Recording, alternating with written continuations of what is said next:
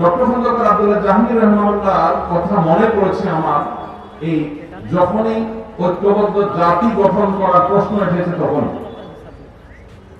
তখনই মনে পড়েছে স্যারকে এই জন্য যে আজ থেকে 15 বছর 20 বছর আগে এই দেশে ঐক্যের যে ডাক, আলেম সমাজের মধ্যে সবচেয়ে কার্যকর ঐক্যের ডাক যিনি দিয়েছিলেন সেই মানুষটির নাম হলো ডক্টর খন্দকার আব্দুল্লাহ জাহাঙ্গীর রহমানুল্লাহ।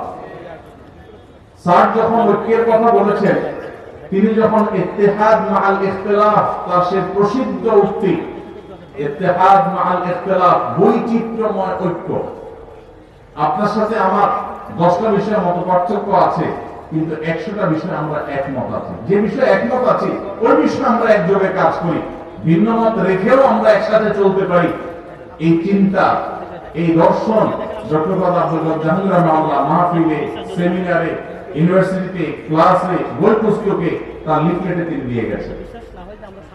আজ তার বিদায়ের এত বছর পরও জাতি যখন ঐক্যবদ্ধ হওয়ার প্রয়োজন দেখা দিয়েছে, আমাদের জাতীয় স্বার্থে ভিন্ন ভিন্ন মতের মানুষ হয়েও আমরা যখন ঐক্যবদ্ধ হওয়ার প্রশ্ন এসেছে, তখন ডক্টর খন্দকার আব্দুল্লাহ জাহাঙ্গীর রহমানুল্লাহর নাম সবার আগে মনে পড়েছে। কারণ এই সেই মানুষ যিনি আমাদের মধ্যকার মত বিরোধগুলোকে কমিয়ে সেগুলোকে সম্মানজনক ভাবে সুন্দরতম উপায়ে মত ভিন্নতার একটা প্রশংসনীয় জায়গায় আনার চেষ্টা করেছেন।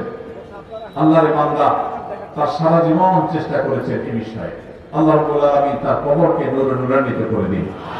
আল্লাহ রাব্বুল আলামিন স্যারের সমস্ত ভুল ত্রুটি মাফ করে তাকে জান্নাতুল ফেরদাউসের মেহমান হিসেবে কবুল করে নিন।